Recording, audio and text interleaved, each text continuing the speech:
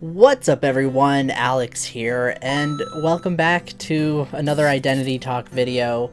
I've been doing alright. I hope everyone else is doing okay. I've mostly been at home, obviously.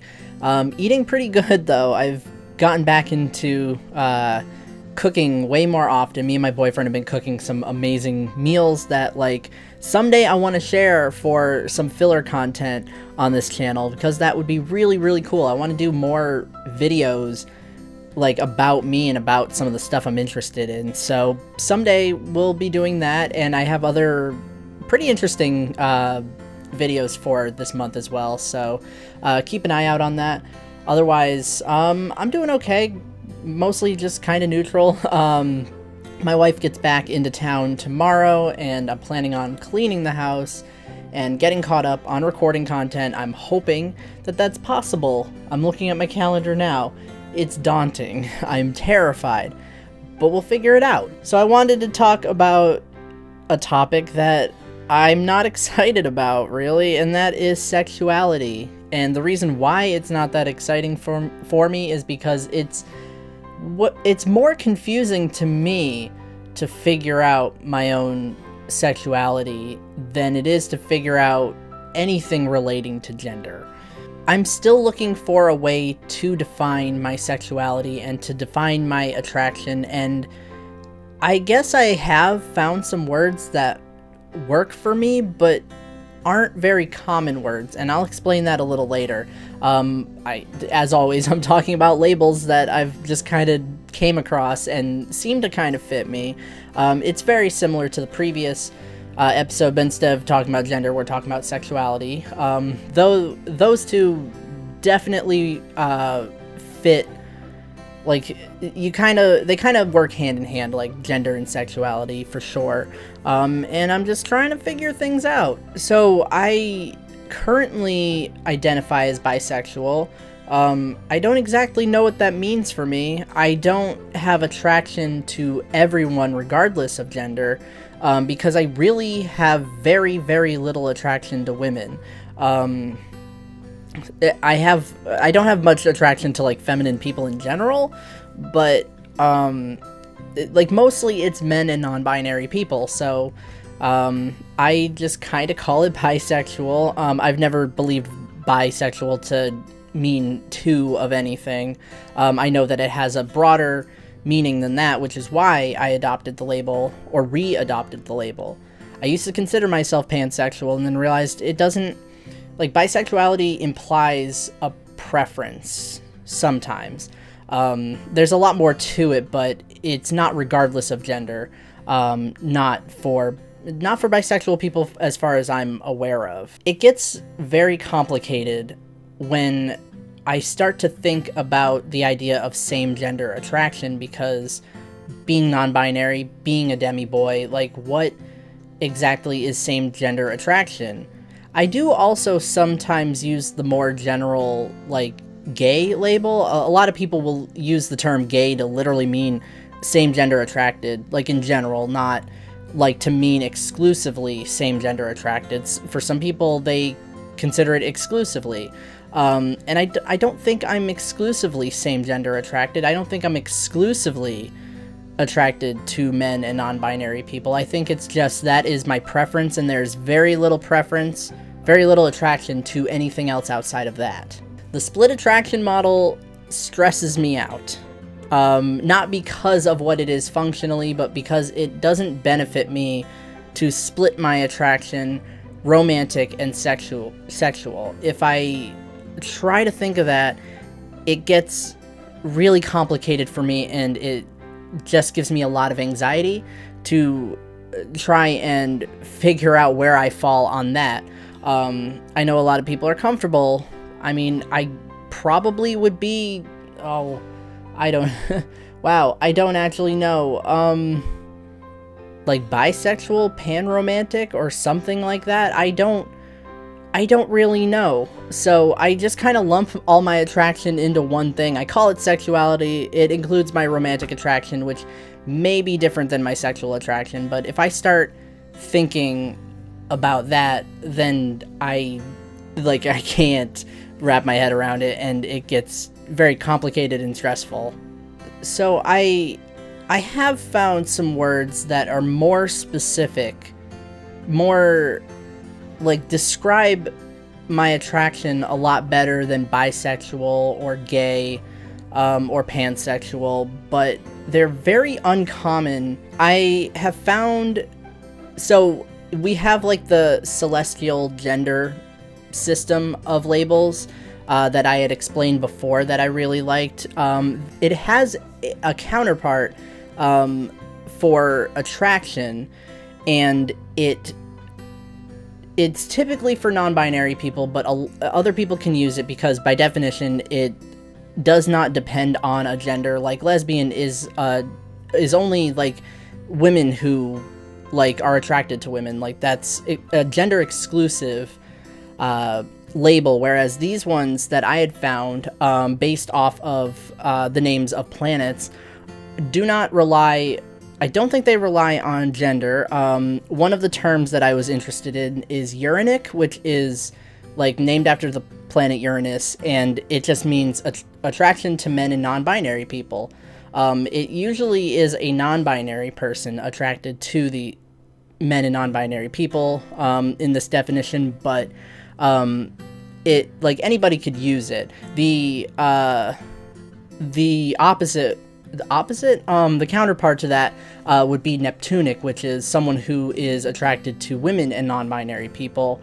Saturnic is attracted to unaligned non-binary people, or androgynous people, I guess, is part of the definition. But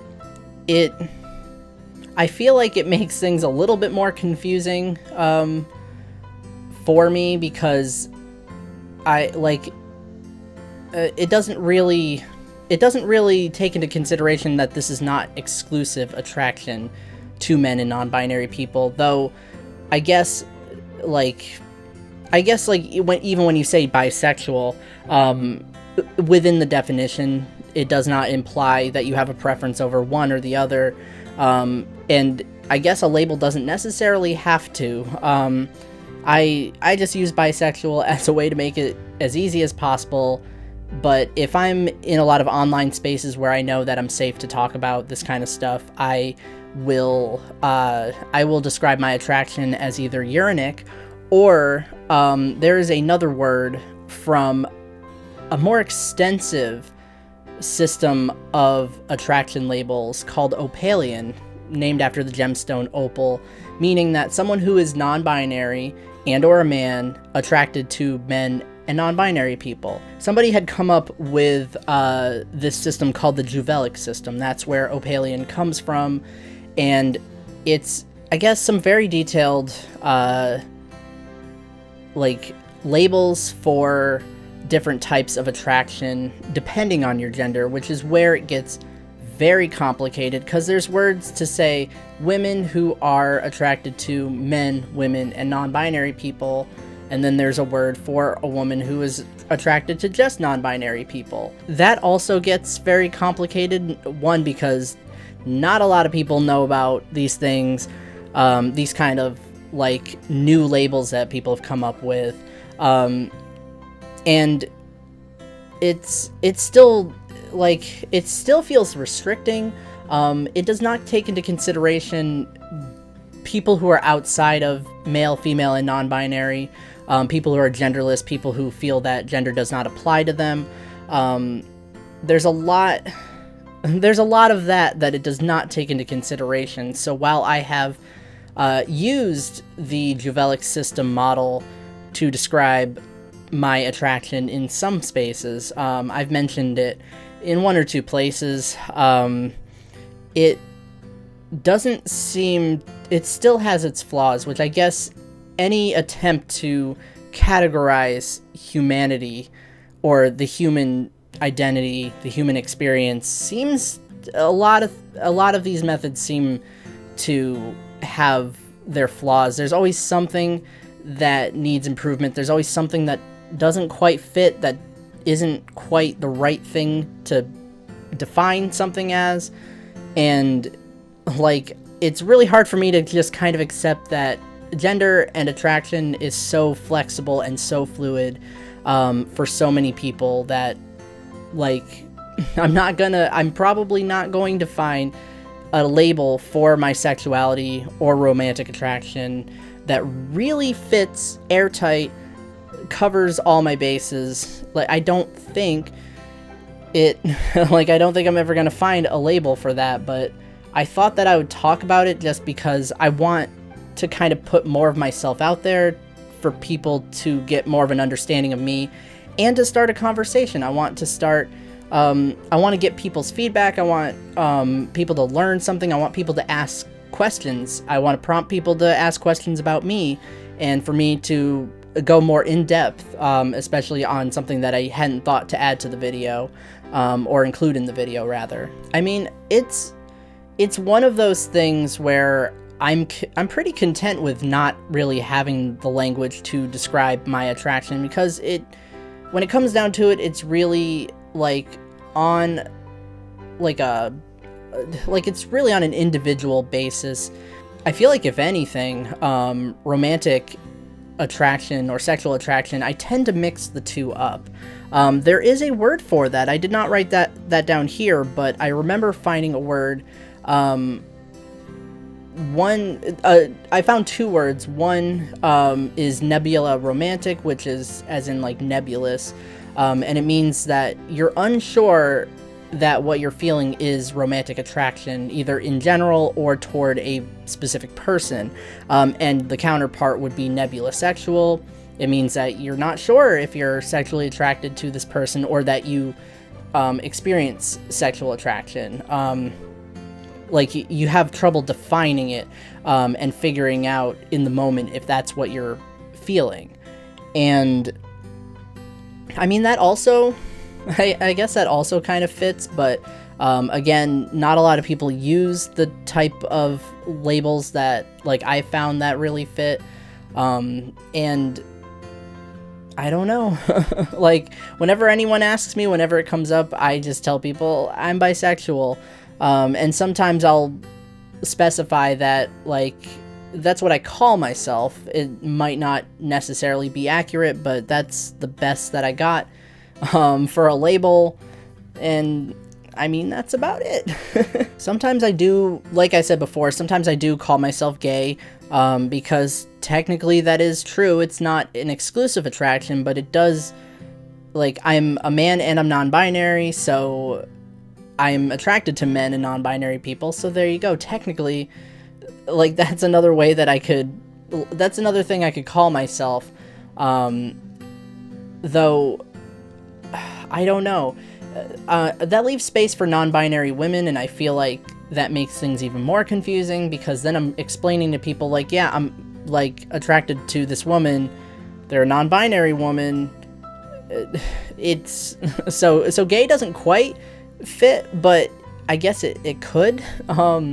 That gets a little more complicated there. So I don't like restricting myself. I like having an accurate label that describes me, but the way that I'm trying to define my sexuality seems to be really restrictive, I guess. And I'm really trying to unlearn the need to have such a specific way to describe myself, because sometimes I just either don't know or I don't feel like it affects me that much. Question of the week: is sexuality confusing for you? I have a few answers here from our Discord server, but if you still want to answer the question of the week, you can comment down below and, like, I'll reply to those as well. But I have some answers here.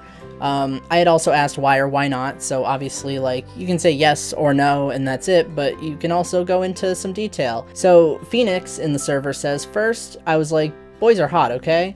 They said I'm a princess that needs to find a prince, but not thinking more about it because whatever. Then I realized that I'm non-binary. Then I realized that I should question my sexuality. I looked up that boys are hot, but girls too, and then I just said, okay, everyone's hot. And then I realized that I don't have a chance with anyone and accepted that. And after that, it wasn't so confusing anymore. Wow. I think you have a chance. I guess I'm speaking directly to this person, but I think you have a chance with someone. just think that it takes some time. Something worth, like, a relationship, an experience with someone like that, I think is worth it, worth waiting for, worth working for, but I don't think that you don't have a chance. That seems highly improbable. Cotton Skittles says, yeah, sorta, but mostly because I figured out I was ace first, and then separating sexual and romantic attraction when I didn't feel sexual attraction for the most part was hard.